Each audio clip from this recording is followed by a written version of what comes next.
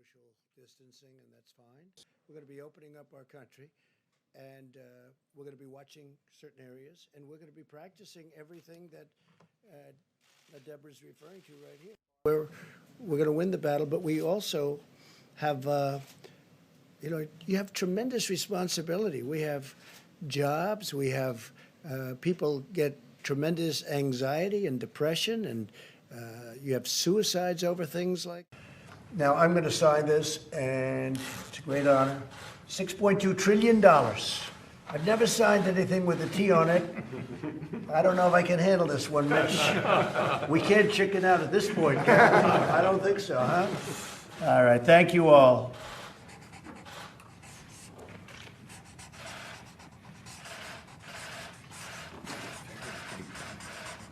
During this time, when there's so much focus on our physical health, it's important not to forget about our mental health. With all the changes happening as we overcome this pandemic, it's easy to feel overwhelmed, anxious, and stressed. Just don't forget about your deployed friends, man. It's a hard time for us, too. PTSD is real. Depression is real. Suicide is real. These are things that people wake up thinking and feeling every day, just being away. You know what I mean? Feeling like they're not good enough as a spouse or as a parent because nothing they seem to do to reach back home is being effective.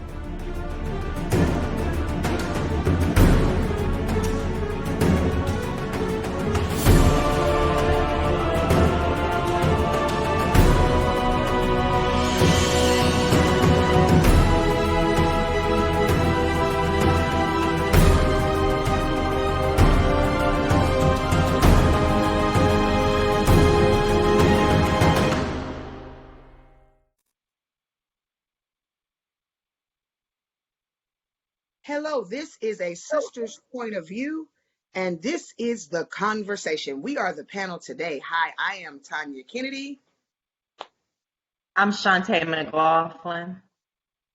Hi, and I'm Sharika Dash, and today the conversation will be about mental illness, the stimulus package, bills that can be deferred, and serving and deployed. We are also waiting for Tanisha Morris. She will be joining us shortly. And until then, we are going to get started on the conversation. Hello, ladies. How are you doing this morning? Hi, how are you? Hey. So, Sharika, you brought up some amazing topics. The first thing you said was mental health. Yes. So, Shantae, go ahead and give us a little bit of your background because you are our resident mental health expert. So give us a few seconds or a few minutes of your background and what makes you an expert in the field. So, my name is Shantae McLaughlin. I'm 40 years old, and I'm a certified peer specialist, which just means that I live with mental health, and I'm certified to be able to educate people and empower people and instill hope. People who also live with mental health.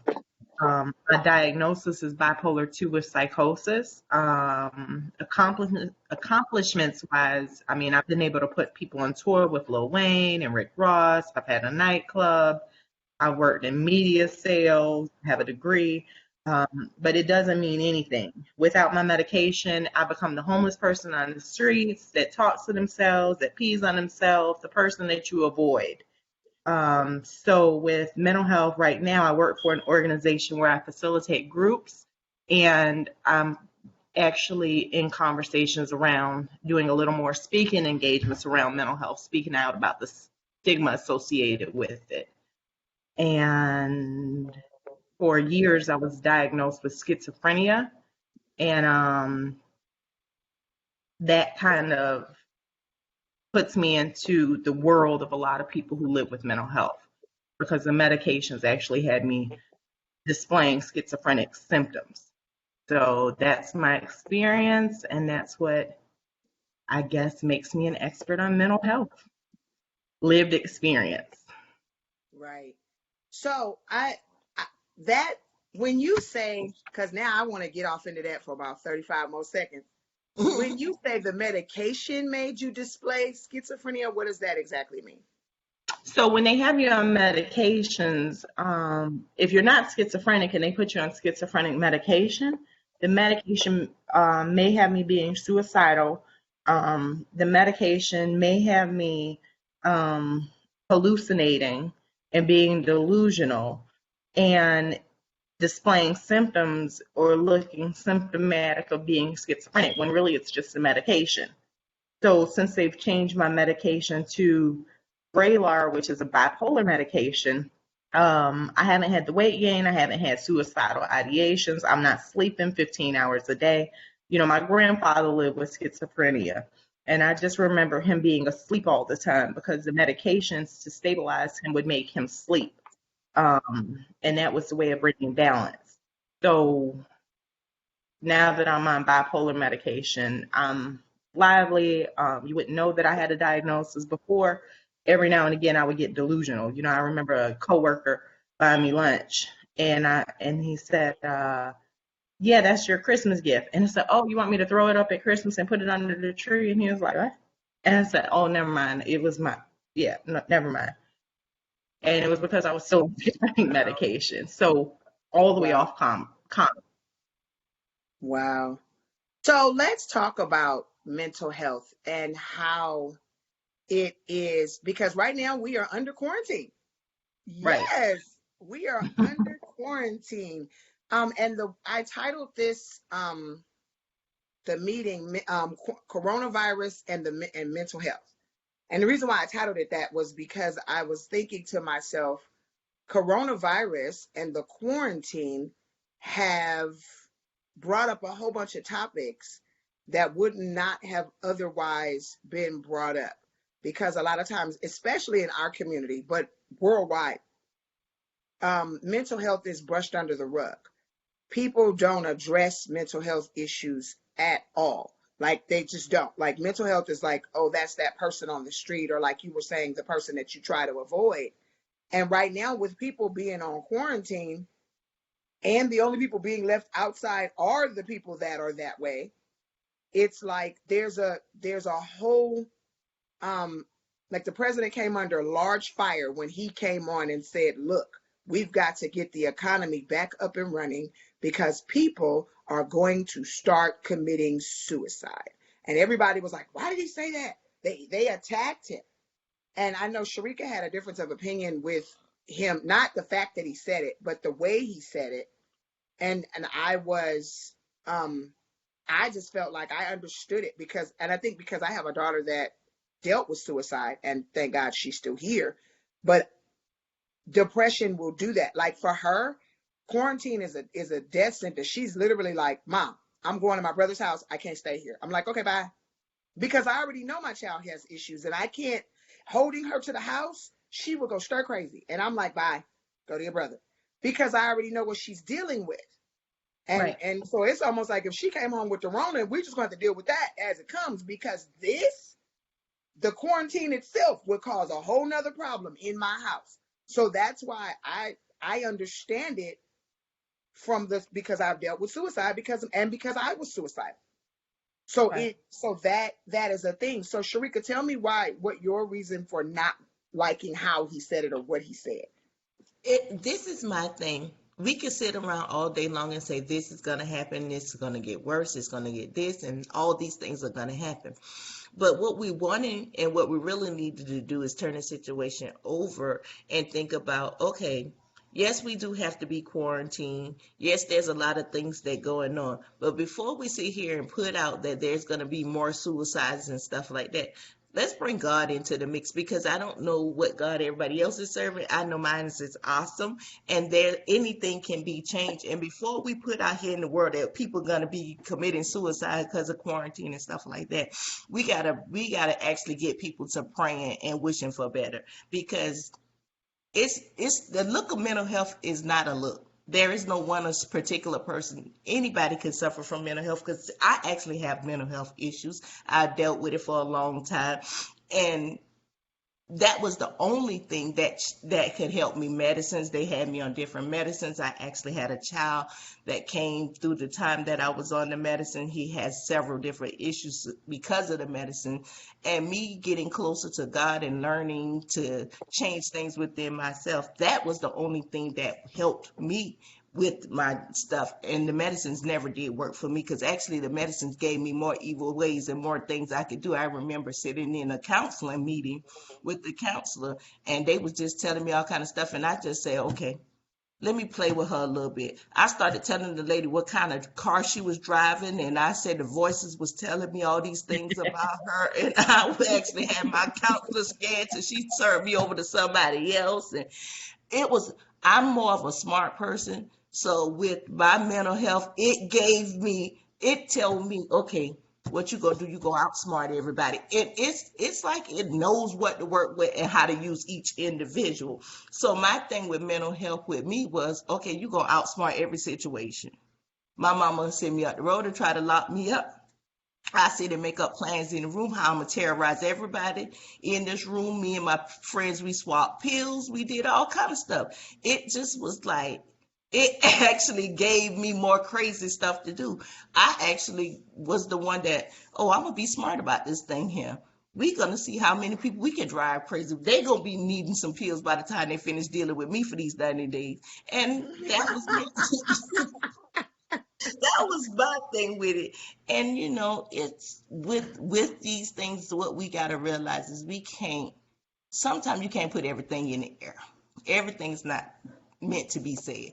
And I think more so of him saying that was not because he was even worried about the fact that it was going to be suicide. He was trying to make a point about him wanting to hurry up and rush this economy back in place. But if you put these people back to work in this quarantine is not, I mean, the issue is not fixed. The coronavirus is not fixed. So now you're putting 101 people back in the same spots for there to be 101 people passing this plague on, which that's not a good thing. So you can rush the economy up, but you're going to rush the economy up for it to be gone. So I don't think the reason for him saying it was to justify another conversation. And I didn't think that was acceptable for that to be the reason why you say that, because no matter what you do in that situation, rushing to get the economy back together, that is not going to help the situation. So rather there be suicides, true, there could be if you stay in the house. But if you send them all out, there's going to be deaths by millions. Because if the economy ain't ready and we don't have this corona outbreak under, people gonna die anyway. So what you want? You want suicides, or you want millions of people dead because you done rush and put people back in a spot where we're back together and acting like corona never exists when it's still here. Okay, So Shantae, weigh in on that. What is your take on that? So, suicide is a very deep conversation. I almost committed suicide when I was a teenager. So I actually agree and I disagree. I agree that the suicide rate is going to be alarming. I agree that right now a lot of Americans are experiencing cabin fever and depression. I agree that. Hold on one second, Shantae. Tanisha Morris has just joined the show. Hello, ladies. Shantae was giving us her take on President Trump's conversation about suicide and what she thought about what Sharika just said. So I'm getting you up to speed, and go, Shantae. Well, I was going to say, I think that Sharika brought it home when she was talking about the plague, or this pandemic, how it's striking all over the world. And I think that a lot of people are going to commit suicide if they're stuck in the house. But I think that she's very accurate in saying that if we all go back to work and get off of these shutdowns, that people are going to die from the pandemic. I think that if we go back to work and go back to quote unquote life as usual too soon, then we're going to have more homicides. We're going to have more looting. We're going to have more stealing because people are afraid of simple things like not having toilet paper. So when you're stuck in the house and you can't get out, and that's still mental health. It's just a different type of mental health. It might look more like psychosis or schizophrenia or borderline personality disorder. It's different things other than depression or anxiety. Like, people hear about depression, people sort of know about bipolar, but even when it comes to a lot of the anger and a lot of the madness, it's still mental health. It's just different diagnoses that sometimes aren't talked about. Right. So, Tanisha, what would thank you for joining us. We're so happy to see your beautiful face. What is your take on what President Trump, Sharika's take on it was that his only reason for saying what he said was not a concern for mental health. Although I actually am thankful that he said it because it brought up these conversations.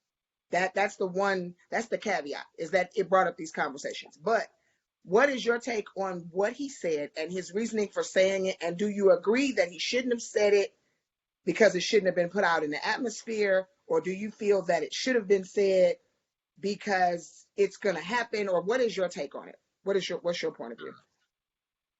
I think that let me first say I think spiritually we have to watch the seeds that are being planted. When you plant seeds like that, people grasp them, they bury them, and they water them, they grow, and they manifest. And I think that was put out there for that purpose. Not to say that Donald Trump is a wicked man. I'm just saying that I don't think that that's something that should have been said. I think the likelihood of that is very possible, due to what, I'm not sure what Sharika said, but like Shantae was saying, there are going to definitely be some worries and people panic as if, about what they're going to eat. Like she says, simple things as far as toilet paper, toiletries and things like that. I think that it could happen. I'm just one that believes that the possibility of anything could happen if it's allowed. But I think as people, we have to be stronger than that and overcome what's going on. I think that there's bigger things that's going on, and I can't identify what they are right now. Neither can you. Neither any of us can. But I think that prayer is the biggest thing that we can do right now. Right. I do think that it should be taken. I think it's a red flag with people with mental disabilities, because I feel like it's almost an outlet for them. That's why I said I don't think that the seed should have been planted. But as far as that, what, Tanya?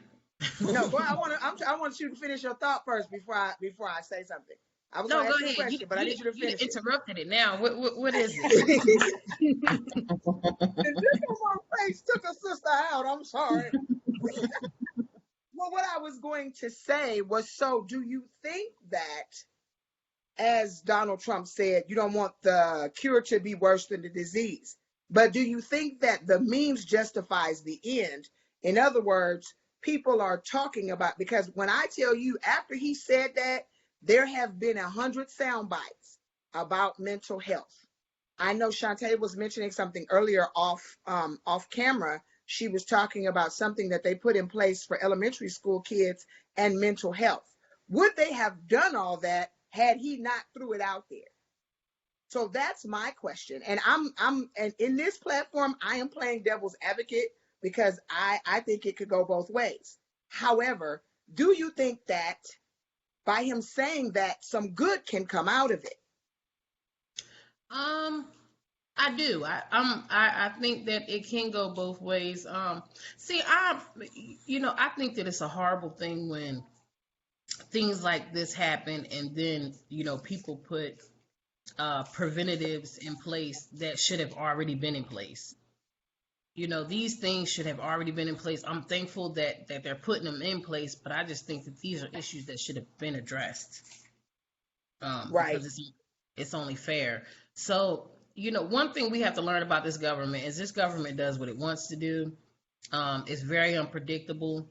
The only thing I can say is that when things are put in place like this, you have to take advantage of the possibilities that are given.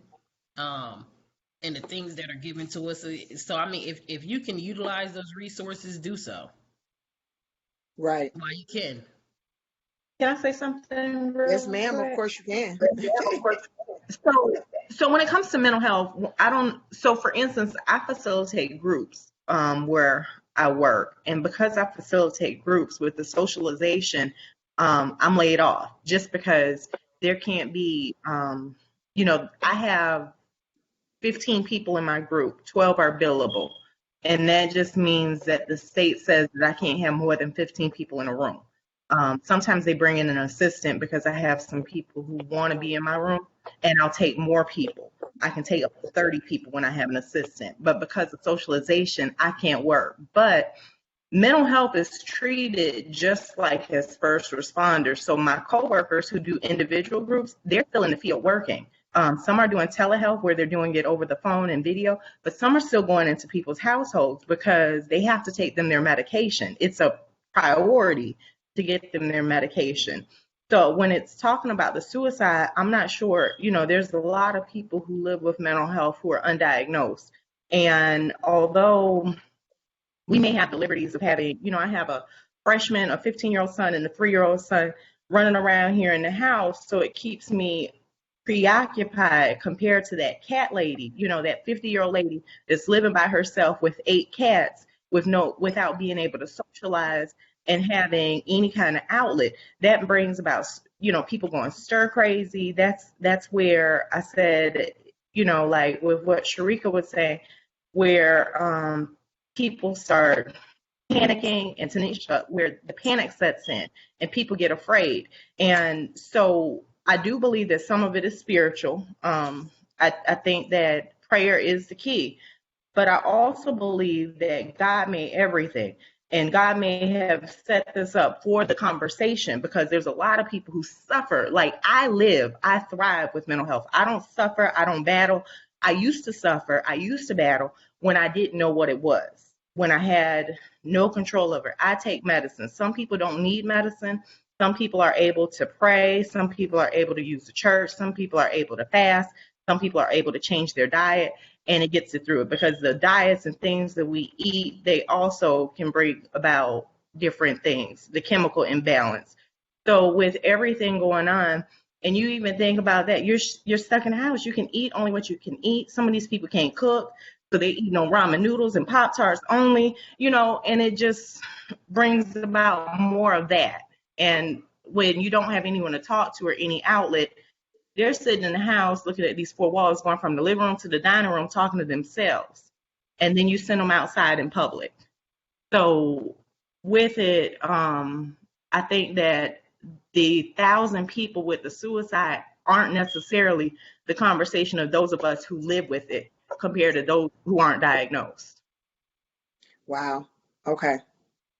But Go my ahead, thing is Sharika. everything that everybody's doing, who are going out there to find the ones that are not diagnosed? What are we doing differently to find? Because of course, all the ones that we're looking at, we're getting the people who already been diagnosed. We're going to the same people house who already we know need their medicine. What are you doing different to find the ones who are not being diagnosed or who has not been diagnosed? Are you having someone go out there and find out, okay, you're in the house, how are you doing?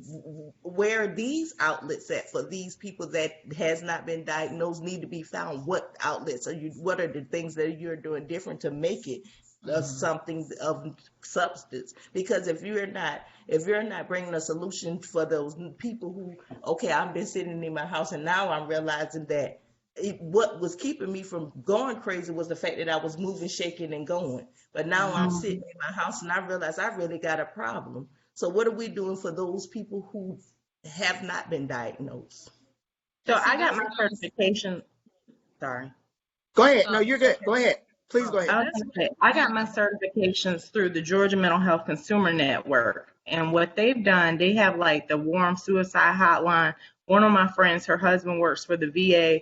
They have, and he's still working as a first responder, where they have them working 24 hours a day from work because of the confidentiality. So they're still going into a building, taking the phone calls of people who may be exhibiting any kind of symptoms. And my son is a freshman, and on the website of the school, they actually have mental health resources. So when you click on the website, it gives a list of the different hospitals, they have the ones that are open to the public where you can actually go in and see a therapist, and they have the ones where they're doing telehealth. It's called telehealth, where they're doing the video chats and the over the phone conversations. Some places are taking new clients, some places aren't, but they have a lot of places that are. One of my friends, his wife is a therapist, a psychiatrist, and she's taking new clients. She's still having it. She's in Cartersville.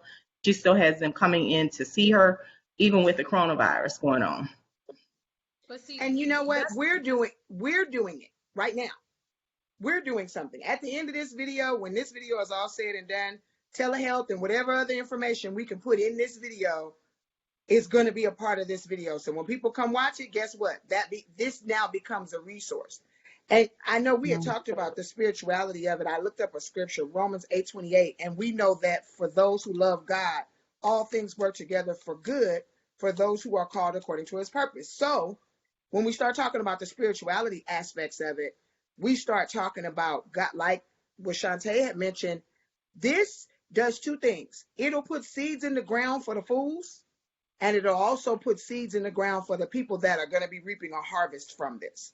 So for us in this panel, I know for sure, we're planting seed. We're taking the seed and we're going to use this for the good of the people that we serve. So the platform that we have specifically, there's going to be people that are going to be helped from the testimonies that get shared, from the things that we talk about, and from the information that we're going to pass on. So that in and of itself, now, is everybody doing that? No.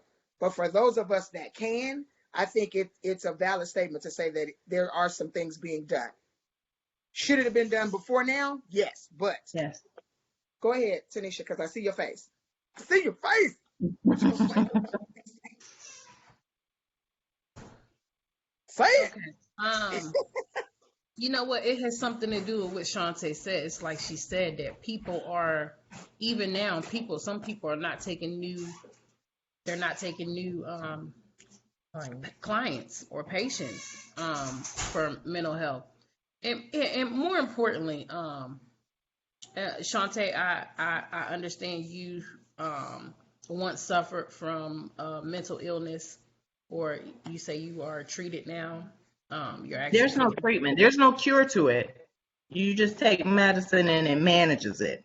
I still live with it. If I stop taking my medicine right now, as soon as everything hit, I told my manager, I was like, I need to go to my doctor. I went to my doctor. I have prescription on hold at the pharmacy, and I have samples because I was like, if those delivery trucks stop delivering, I'm going to come back and I'm going to be one of your clients. Because when I'm off meds, I go from managing multi-million-dollar projects to literally sleeping outside on the streets, peeing myself. This weed will be on somebody's floor somewhere or halfway in my head, and I might be walking the streets still. I go from some streets where y'all might have to buy me a meal because I have $50 to last me for 3 months.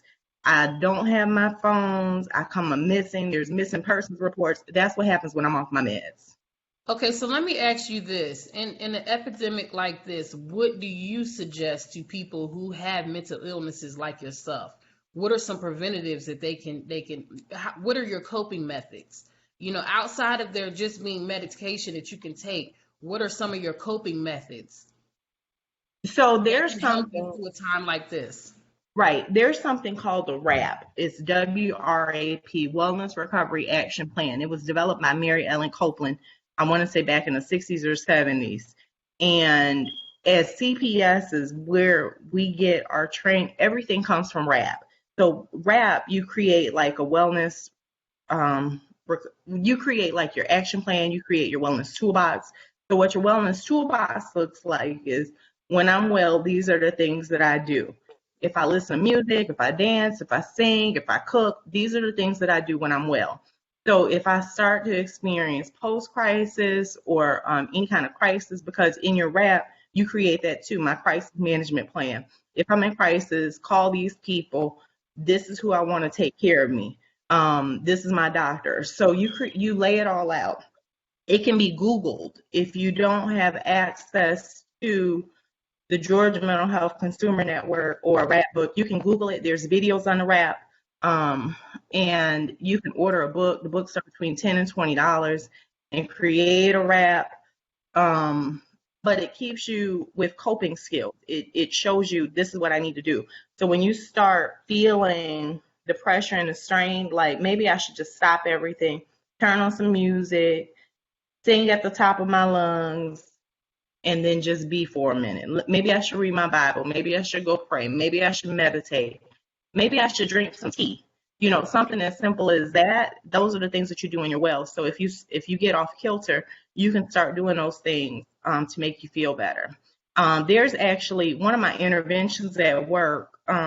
We talked about vitamin D. I take vitamin D pills because if you can't, well, I got capsules from my doctor during this time because if you can't get outside and get sunlight, statistics have been shown that when you can't get vitamin D, it leads to depression. It's the winter blues. That's why there's more people who commit suicide and who deal with or live with depression during the winter months than the summer months, because in the summertime, everything's festive, but you're able to go outside, you're able to take in that sunlight, that fresh air. And with people being stuck in the house, it's like winter blues all over again. Wow. So I've heard somebody told me about it. It's called SAD, seasonal affective disorder, where Yes. when you're trapped in a house and it's you can't go outside, you literally start to go stir crazy. And that Yes, so it's an actual it has a term. it does. So one of the other topics, Sharika, that you wanted to touch on in relationship to was the stimulus package in relationship to the conversation that we're having. So what part of I that think would we'll jump back to the stimulus package because I think Chantel might have somebody that can more explain it better than us and get some more expert details on the stimulus package. So we'll go jump back to that later.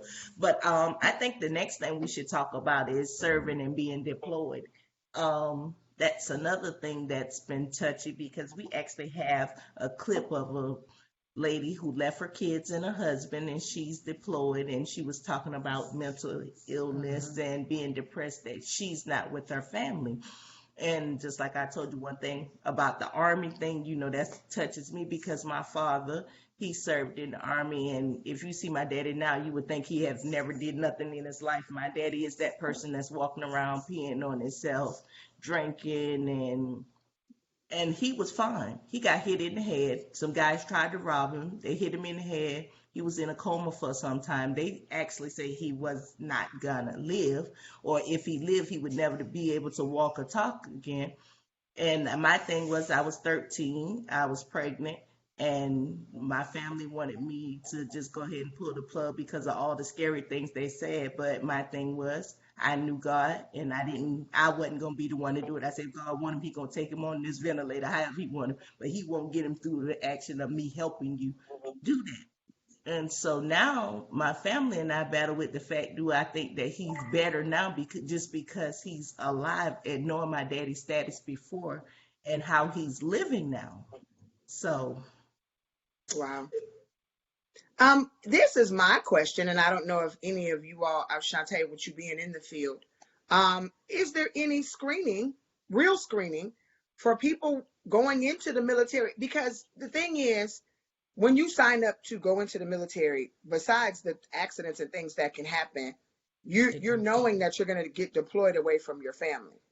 But are there any screenings for people that are at higher risk for depression going into the military? There definitely are. So, my experience, I have some experience with a lot of what you just said. One, when it comes to my diagnosis, I probably lived with depression for a long time. I got diagnosed with depression as a teenager, but they didn't give me any medication. But it wasn't until I got assaulted and robbed and I got hit in the head that it led to the psychosis and me walking the streets talking to myself. So that head injury piece I could identify with. And my grandfather lived with schizophrenia, and it was a result of him being in a trucking accident. So while we have our truck drivers on the road, he got into a trucking accident where his semi-truck flipped off the highway, and it led to the schizophrenia.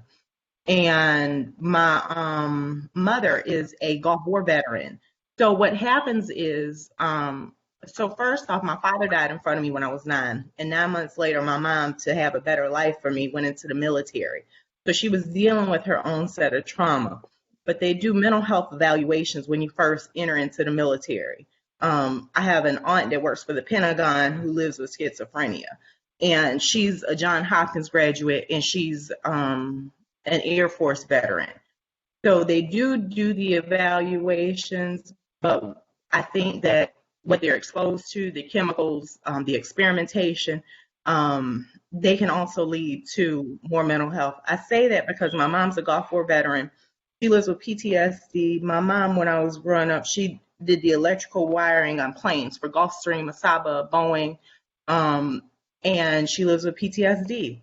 So I don't know what it looks like sometimes. You can't tell, but she got a very large settlement from the military because of it.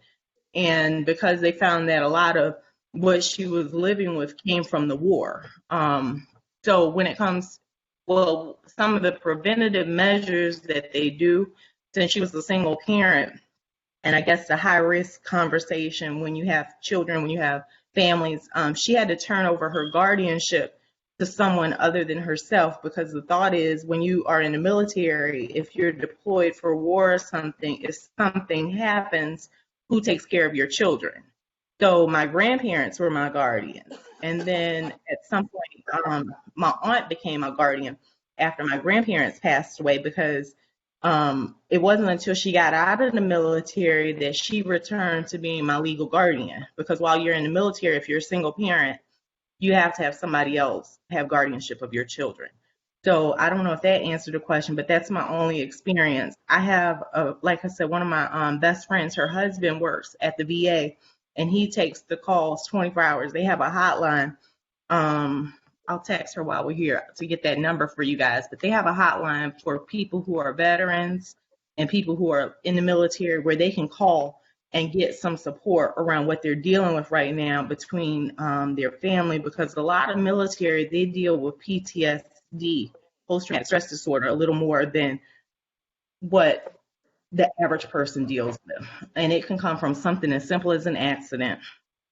But this is the thing. I congratulate you for being diagnosed. My daddy wasn't that lucky, so he's never been diagnosed. So he's not the one that gets the treatment. He don't get the medicine. He get locked up for stealing a penny candy out of a grocery store. He gets locked up for things that he do, and he has never been diagnosed. He's never had any treatment or anything. Only thing they do is send him to jail for every little thing that he do, or people laugh and make fun of him in the streets and stuff like that. But I get it. I got a record. actually got diagnosed. But I'm saying you did get diagnosed and you did get some help. They tell us things like, okay, my daddy is almost literally barely knows his name at time, and they tell us things, unless he want the help, we can't let y'all force him to get help. Y'all can't make him stay here. So my daddy has been going through this ever since I've been 13. I'm 41 now. He has never had a medicine. It's just okay for him to walk around in the street, get locked up, and we steady paying fines to get him out of jail. He's living off of Social Security when he served this country. No, I get it. I get the conversation. Even my last time being incarcerated, I was incarcerated less than 2 years ago. You know, I live by myself. I don't have any government assistance. I drive a brand new 2019 car, but it's because I did it from, you know, my credit's good. It's because I had to use the knowledge that I had before, and I take medication. But I was wrongfully incarcerated for almost 2 years. I had my 3-year-old while in jail. I'm still trying to find 2 more babies because I had triplets. And they said that since I was off my meds, that I was hallucinating giving birth, although I named them and held the babies. And, you know, there's a class action lawsuit for over 200 women who live with mental health who are treated inhumanely at the Fulton County Women's Detention Center. There are women who were held for like a year for criminal trespassing, $500 fines. So I really get it. Like, I go to jail. I go to jail for either criminal trespassing, aggravated assault, or what's my other charge they like to give me? They like to give you. Like 3.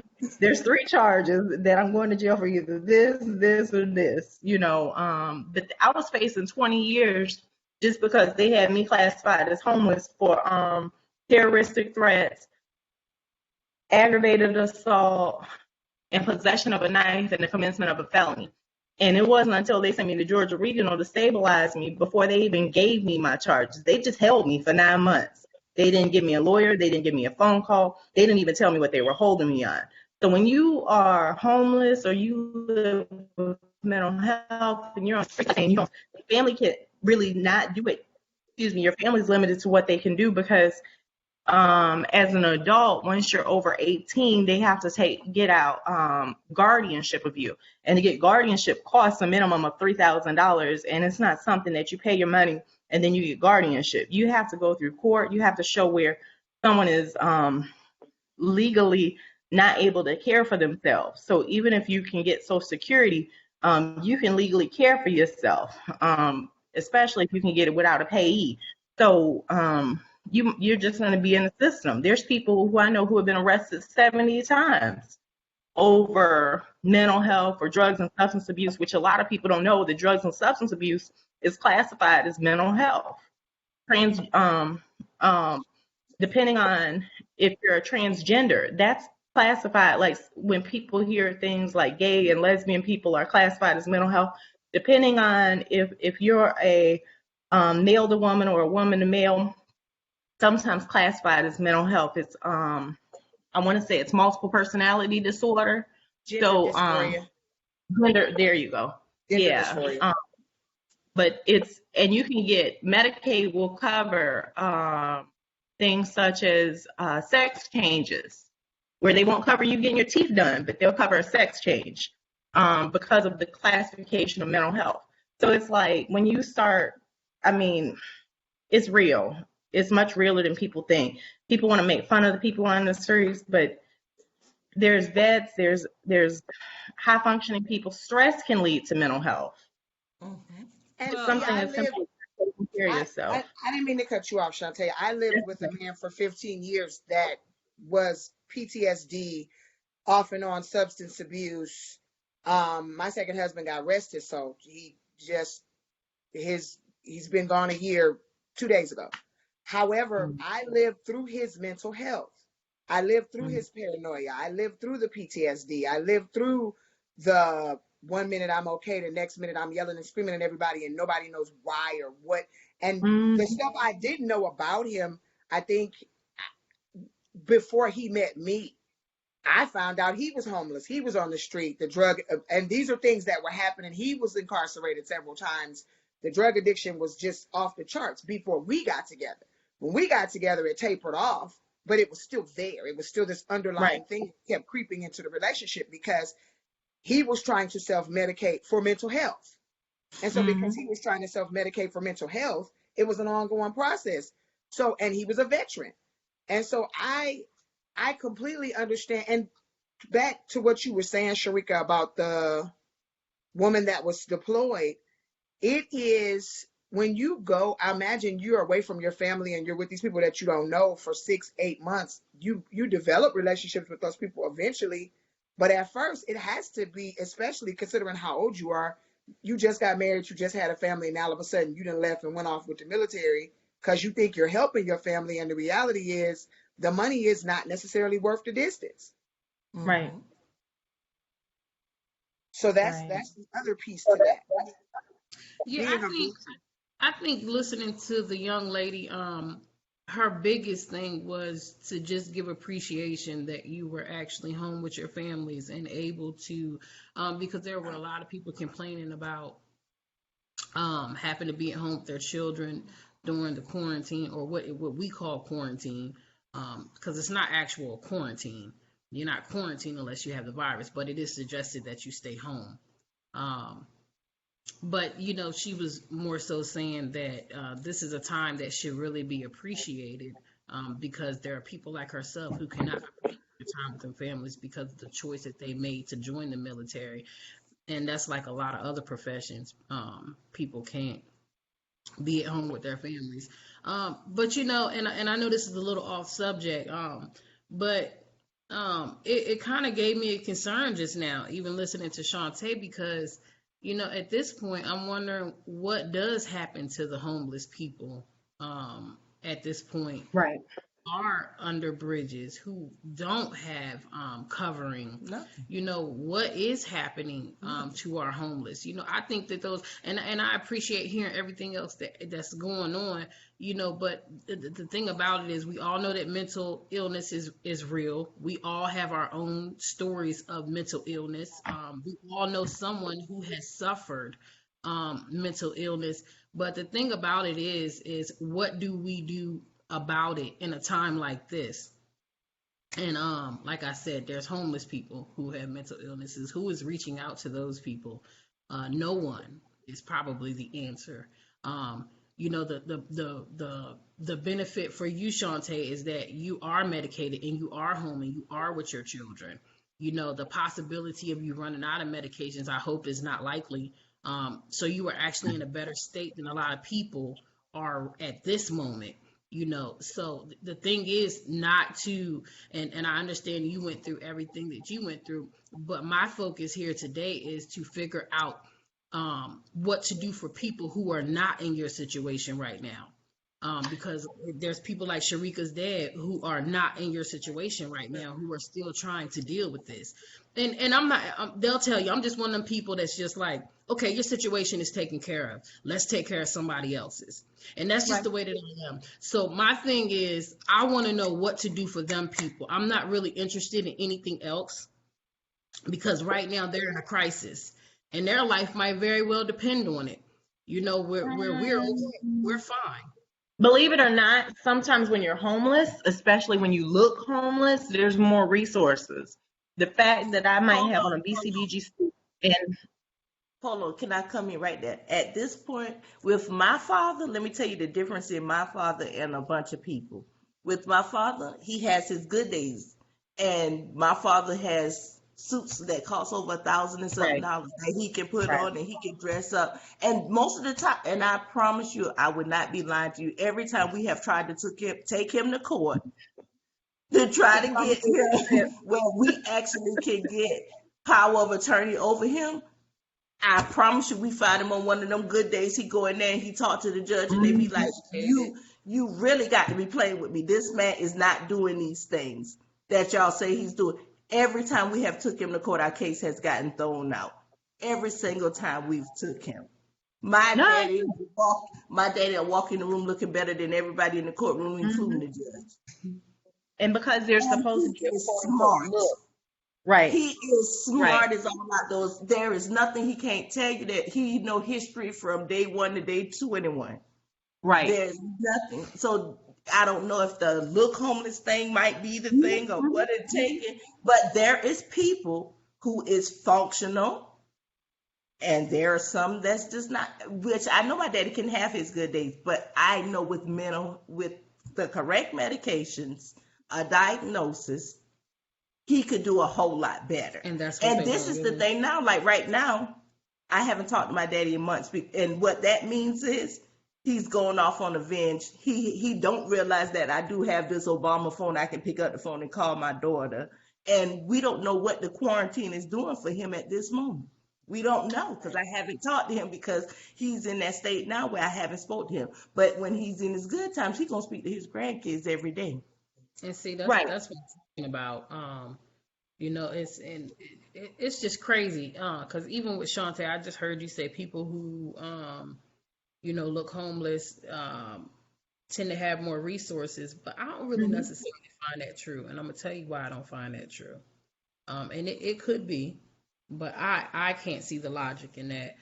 Because even in a time like this, you also mentioned that there are people who are not taking new patients. That are not taking it's not there's a supply and demand. You can't take everybody in. I mean, there's a supply and demand with every profession. There's a supply and demand. If you have one therapist, they can only see so many people a day, because what people don't realize is even with me working in the field, I have a therapist, and I have group interventions once a week, and I have a check-in once a week. One of my clients just died.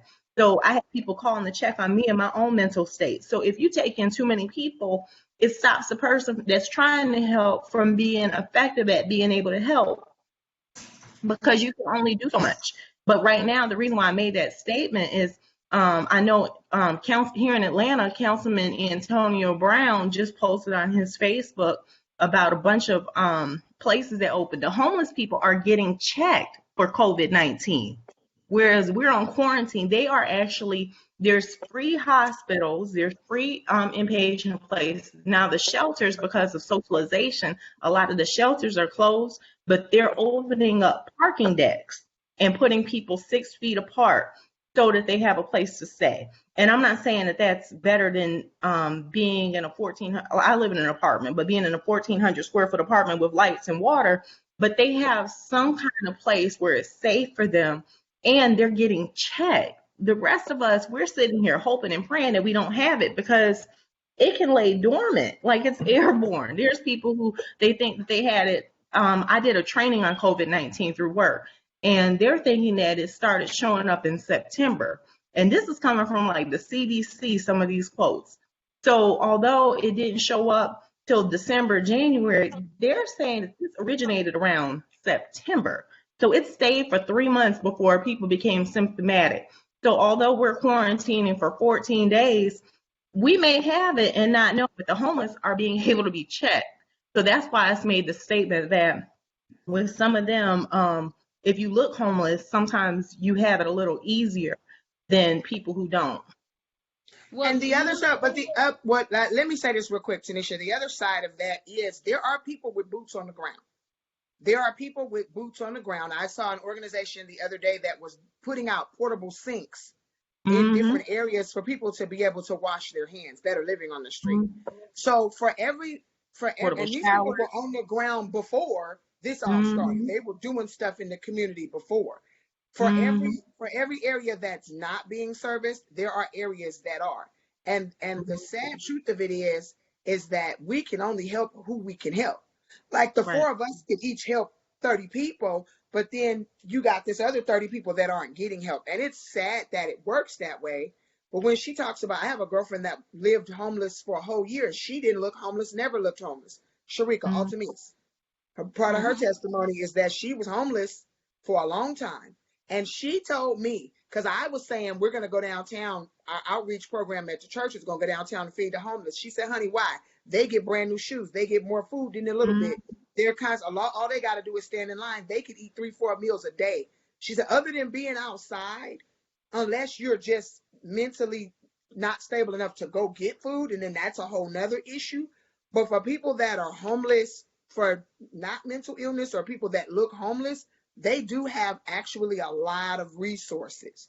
And it's weird because if you're struggling, when I was going through situations where I was trying to figure out where I was going to live, they were like, well, when you're homeless, we can help you. So there's resources for me being homeless, but not resources to keep me in my home. So there's more resources for homeless people that are cognizant enough to get help. Now that's the thing. Than there are for people that are like us sitting at home where we like, okay, well, I don't know how I'm gonna pay my bills. But if you homeless, we got you. And so that happens a lot too. I used to work at a homeless shelter.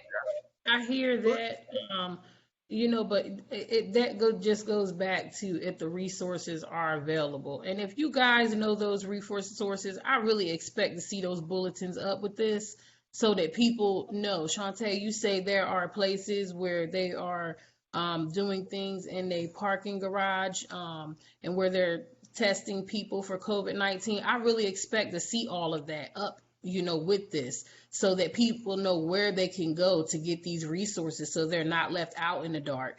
You know what I'm saying? So they're not just hearing this, they're actually seeing where they could go. So if you could drop those locations and things so that it's actually up and people can see that would truly be a blessing to somebody, And we definitely wanted to make sure, I know at the end of this video, I was going to make sure that the VA hotline for suicide, the other hotline, all of the information that we're talking about today is going to be a part of this video. Because like I stated earlier, our platform is a part of being able to help. And for anybody that knows somebody that's on the street, once this information goes out, that then becomes a springboard for somebody able to say, hey, I saw this video.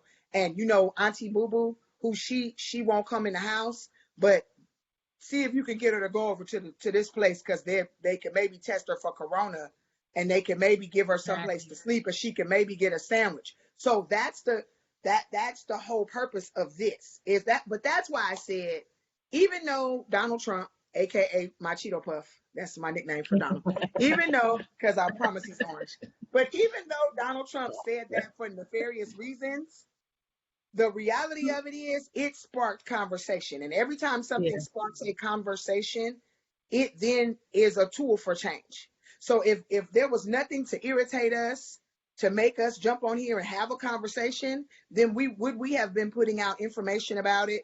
Would we have been talking about it? I mean, Shantae, this is your bread and butter. This is what you eat, sleep, and breathe every day. But for those of us that we deal with mental health, but we're dealing with it in our own personal selves. We're not out there on the front lines. And so this then put us from sitting at the house going, I might be a little special today in myself, to now looking out past ourselves and saying, hey, let me see what we can do because we have a platform to help somebody else.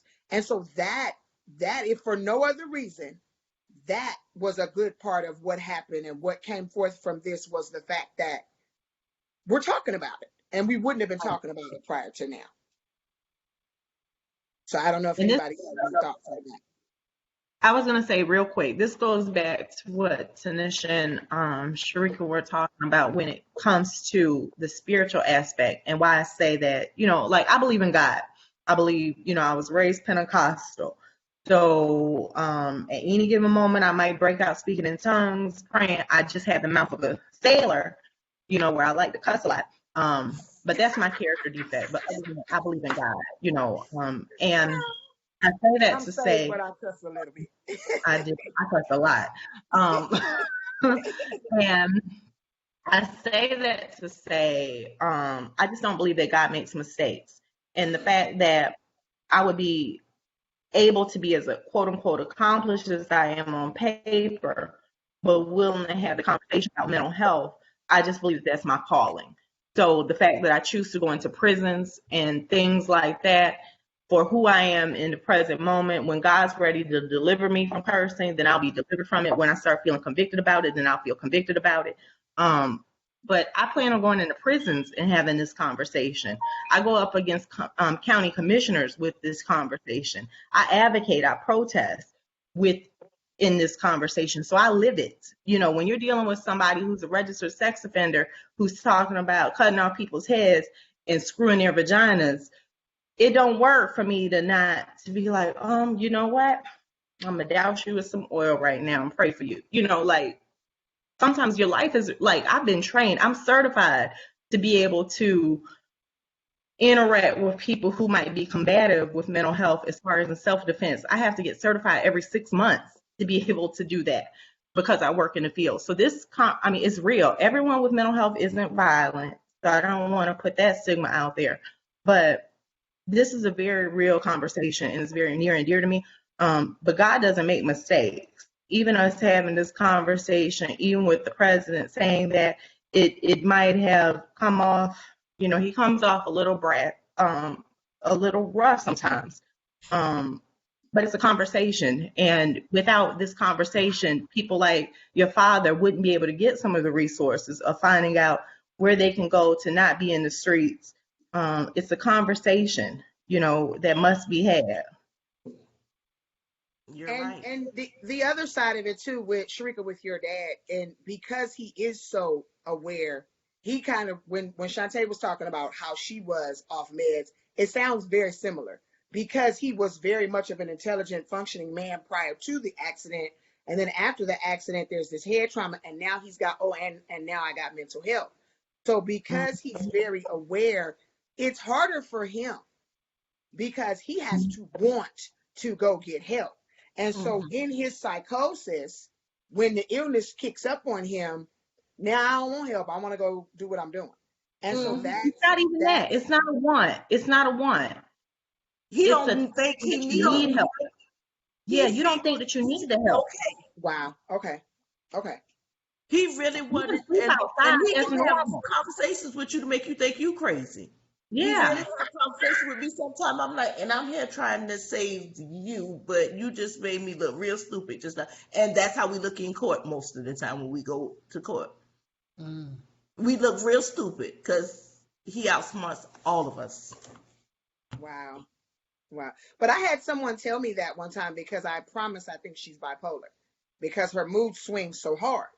And so she'll go from everything's great and wonderful to she cussing you out, telling you dead to her. She don't want to talk to you no more. And I'm like, and that's like without nothing. It could be as simple as, okay, well, this is what it is, and this is what we're doing. No, blah, blah. And I'm like, okay, you just, and I said, did you ever think that you needed to go get help with thinking that suicide is an option and thinking, she said, why would I go someplace where I can manipulate everybody in the building? And I'm just looking at her like, okay.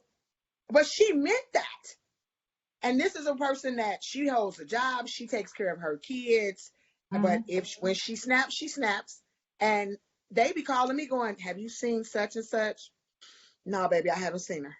But she's perfectly fine and she functions great and she goes to work every day.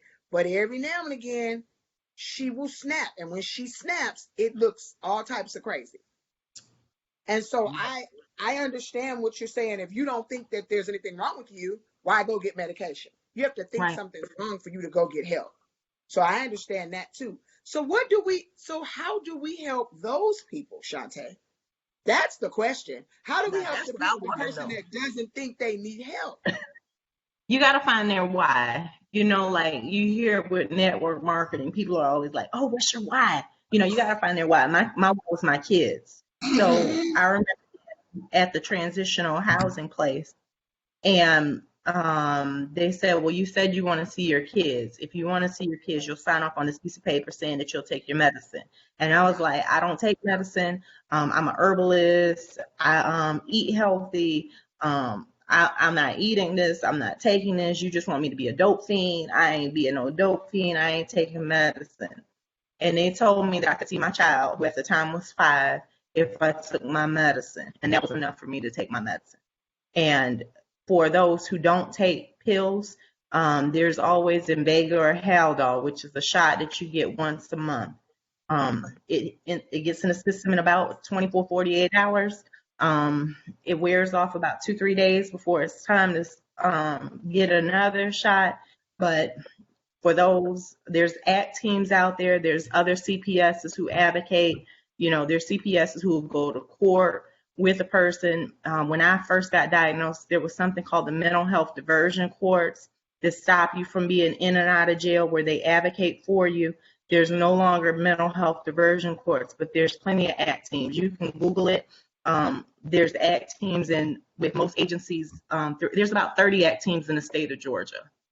And that includes a nurse, a doctor, a psychiatrist, a voc rehab person, a substance abuse counselor, and a CPS, and a case manager. And that's your ACT team. They see you 4 to 5 times a week. So we need to figure out what resources are in the town that he's in South Carolina, Sharika, and we'll get on that with it just to see if we can maybe get some people to look for your dad, find him, and start trying to work with him. Because maybe it is above the family. Maybe it is time to bring some intervention in, and because you guys have exhausted everything that you can do as his family, and with the HIPAA laws in place, HIPAA protects us, but HIPAA protects the actually sane and everybody okay. But HIPAA is detrimental for the person that has an issue, because I could do nothing for my husband, even as his spouse, because HIPAA laws prevented them from telling me anything. Yeah, but he needs help, and he needs this, and he needs that. Well, we can't tell you nothing. So HIPAA helps, and it hurts too, because when you have a situation like your father's, or even like in Shantae's situation, when she was out there, it's like HIPAA says, as long as you can tell us that you don't want it, we can't tell nobody none of your business. And that is a hindrance, and there needs to be something done about where HIPAA is not okay. Because, and I understand there was a lot of senior abuse and a lot of mental ill patient abuse and a lot of things that were done against people's will before HIPAA. So then they put HIPAA in place to protect people, but at the same time, it has also caused a whole lot of hindrances too. So HIPAA, just to stop you right there, Tanya, HIPAA does not, um, it doesn't, that doesn't have anything. They would never keep abuse or anything away from you. And Sharika and I deal with HIPAA and have for years. Okay. HIPAA was actually a privacy act as far as information, your information. So you're absolutely right when you say that it protects a person's information as far as their mental status and things like that, because technically it's not really anybody else's business unless they want to display that business to you. So you're absolutely right about that, but not about abuse or anything like that. That would definitely be addressed. It doesn't have anything to do with. That's not what HIPAA is. And when I said that in that manner, I was speaking in terms of, like, for example, with Sharika's dad, there's only so much information because she doesn't have power of attorney over him. She's not his guardian. So because he can talk for himself, his privacy, and the Privacy Act protects him because he can come in and talk for himself and then lose it again and go back out into the streets. Well, because of that his privacy and his information is covered under HIPAA, right? And so that means that nobody can get that information. She can't even call no hospitals and necessarily say, have you seen my dad? Because they can't give out his information, but he has a mental illness that isn't diagnosed. So HIPAA protects him, his privacy and his information, but it also stops you At from the being able to hospital? intervene. At the As far as a hospital person now, see, this is the case with my dad. What it would be if he's at the hospital now. Do he know he's Ronnie Holmes? So how is he? Does he know he was what? With my dad, at some points in time, is do he know who he is? So if he was at the hospital, he could be just laying there as a John Doe, because he at some points don't even know he Ronnie Holmes. He might be any character that he'll tell you in a minute. I'm one day and I wake up from just losing my mind and killing everybody. He could be any character that's in his head. Wow. At that point in time. So he probably could have gone in there and say he was so and so, and then he could have gone in there and say he was someone else. That's wouldn't be how that go. You wouldn't know how to find him. So they of course know who he say he is, so he's just probably John Doe. Wow. If it helps you any, to give you some insight, when I'm in psychosis, I know who I am. The problem is it's almost like Alzheimer's or dementia. Like you forget how to get home, you forget your phone number, you forget those things, which then has them classify you as John Doe or Jane Doe. Pablo Escobar becomes my daddy. I'm Beyonce, but I still know that I'm Shantae McLaughlin. But they don't interact with that. They just interact with the hallucinations and the delusions, which then has them, even if you say, call this person, they may or may not call because they may think that you're just being delusional. But as a family member, as someone, there's organizations like NAMI. I recommend, if NAMI is a program, I think it's National Alliance for Mental Illness. But they're statewide. They have different chapters. I mean, they're throughout the U.S. They have different chapters. My mother went and attended NAMI, where she could be with a group of people. She did schizophrenia because I was diagnosed with schizophrenia for about 7 years. And there were about 20 other families, friends of people with mental health, and it served as a support group. But it was also like, I think it was either 8 weeks or 12 weeks, where they went every week.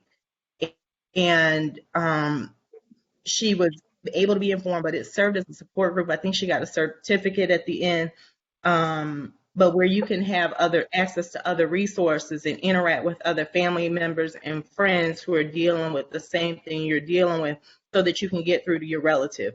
But all that I'll say is, when you're in that state, there's nothing that you can do other than love on your dad, because although your intentions might be great, he's in and out. And there's nothing that you can do, and you'll exhaust yourself and you'll drive yourself crazy trying to put sanity on insanity.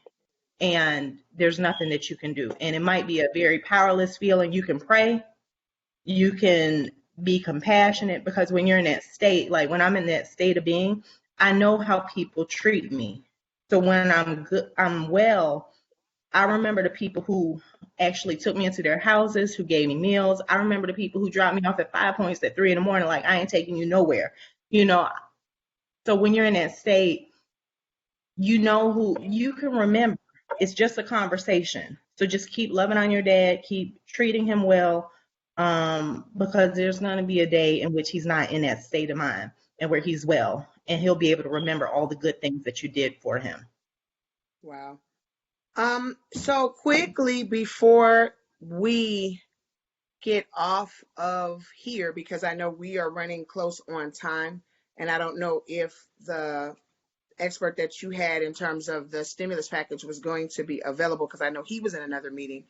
If we wanted to touch on the stimulus package and just briefly talk about what that means in terms of the average citizen, and because I personally don't think $3,400 is going to alleviate the suffering of something that looks like it's going to last a lot longer than that will hold anybody. That's my personal feeling.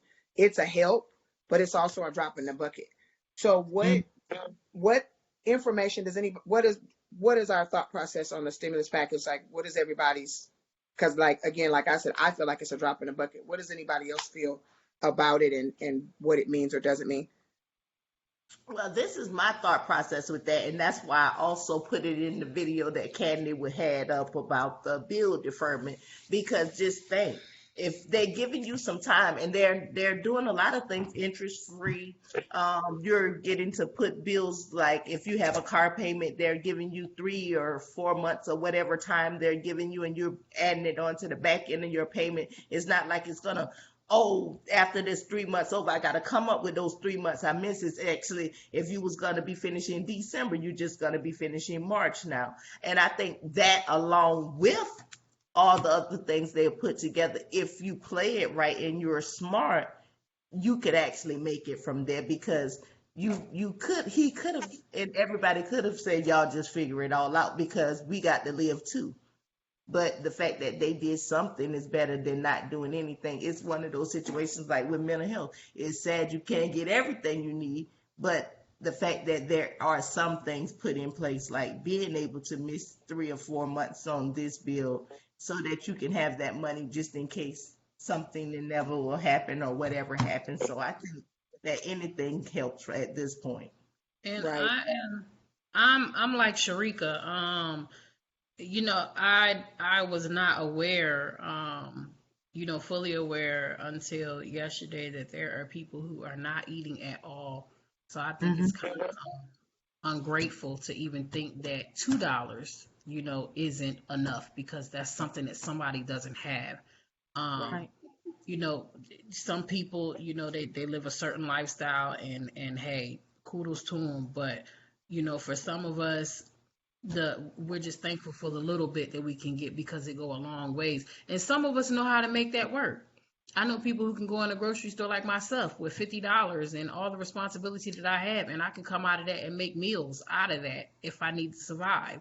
I think that America is really spoiled, and I think that we become accustomed to having what we want when we want it, and that's just the way that it's been. And now we are going through, because this almost reminds you of a famine, so But it's spiritual. Everything is it spiritual. is, so the thing about it is, anything that they are going to give, we are truly grateful for.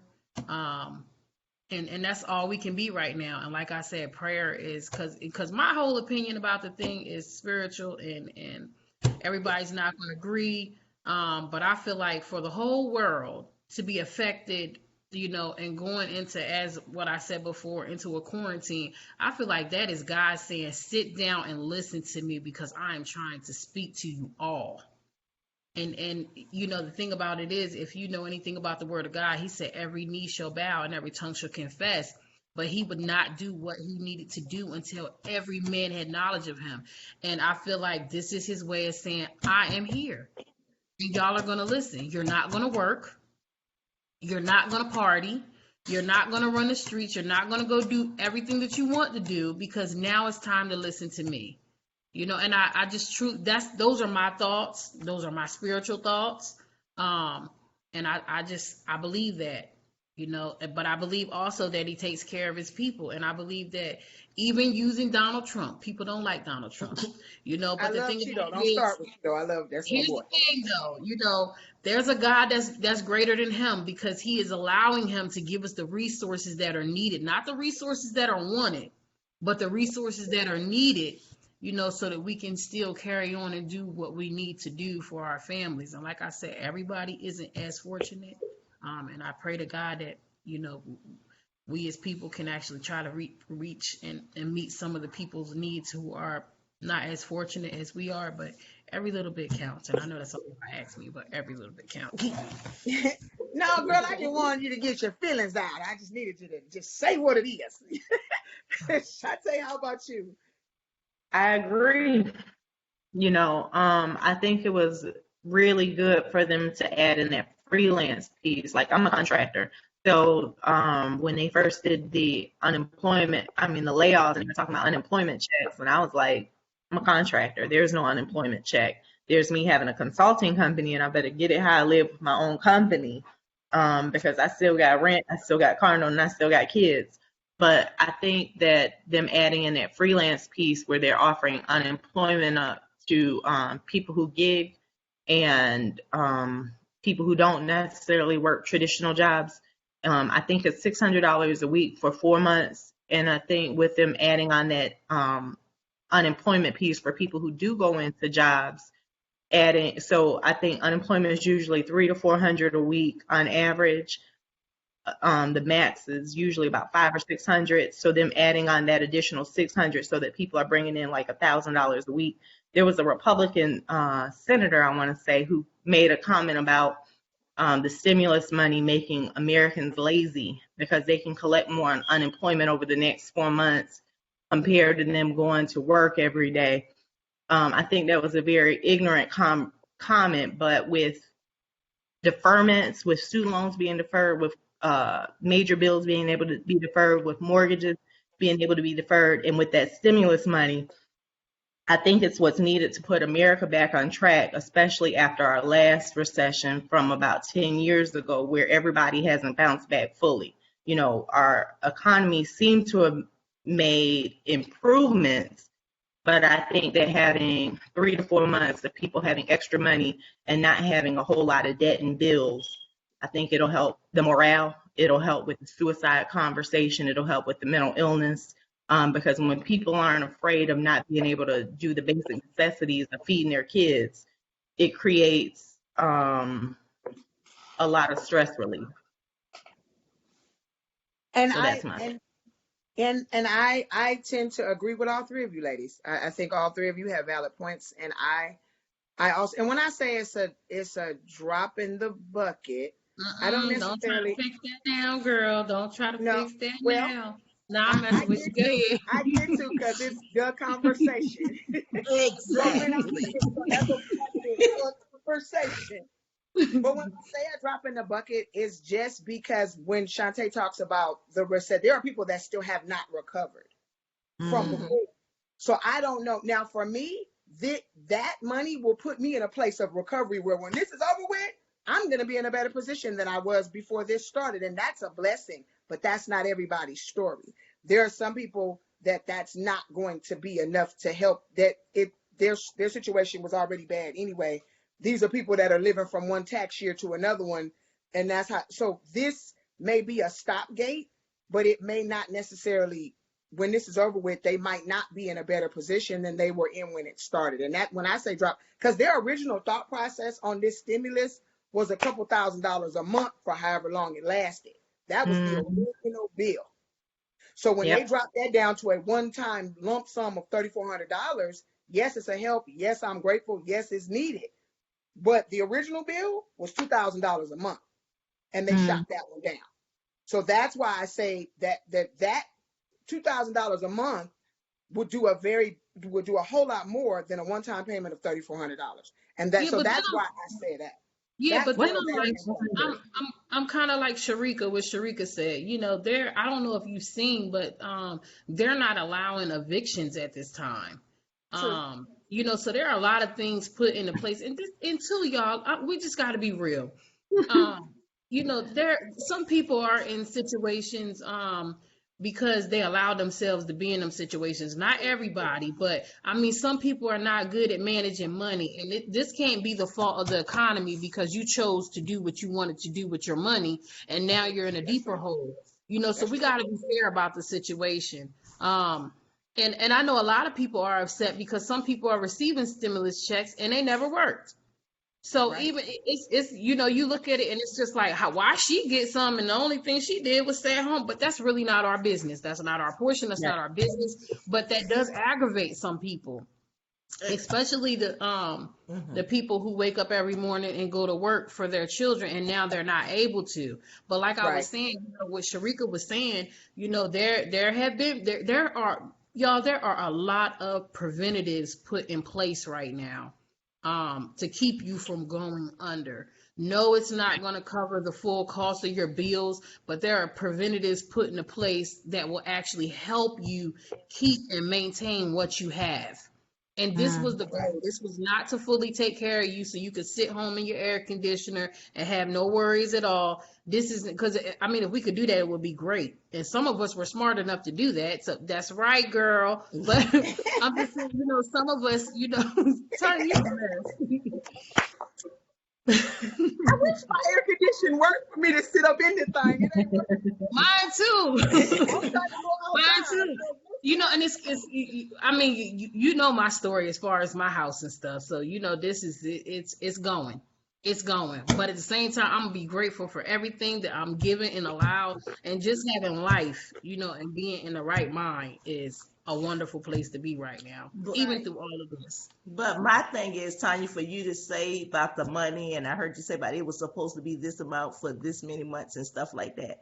But you could take that money and make it tons of more money. Okay, if you didn't have anything and they didn't give you anything, you would have still had to pay your bills and you would have still had to do Hold on. something. Hey, y'all, hold on one quick second. This is my consultant that's working on the package. Hold on. Hey, Al. Al. Can y'all hear him? Put him on speaker. He is on speaker. Hold on. Put it by your speaker wherever it is. Did you get? Where's my speaker? Right here. Can you hear me? I can hear you fine. Can y'all hear him? Yes. Go ahead and introduce him, We're Shantae. talking about the stimulus money right now and how it works. And so Al Bartel is running for Senate, and he's been working with the stimulus package as far as getting the money out into the streets. So he knows some of the he's privy to the conversations that we're not, because they haven't hit the news yet, as far as how the money is going to be distributed in the streets. That's why I wanted him to have that conversation with you all. So, Al, can you go ahead and tell our audience how they can expect to get the stimulus money and when? That would be very helpful. Absolutely. Reference, the first reference point is release money. 1,000 or 20 out to people who have filed it, have a draft or a bank account, automatically deposited. Everybody else, He's cutting out, Shantae. Al, did you get the link that she sent you? Okay, well, we can hear Through him your better now, so email? we can hear him. Okay, they can hear you. okay, good, I'll continue talking. So the next thing, the first thing is out for $1,200. And probably account when you file your taxes. Just the way her phone It's position. not going to be sent to you through mail. The second one is small business money.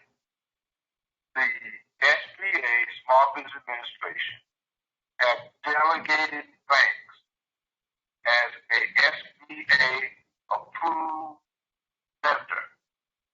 Language is SBA approved lender. Most of the banks are an SBA approved. Other community banks like Central Bank up in Gwinnett County, Beaches Bank, some of the other banks, Google approved small business administration, Google that, then come up. The third thing is there are requirements have to be met in order to get this money.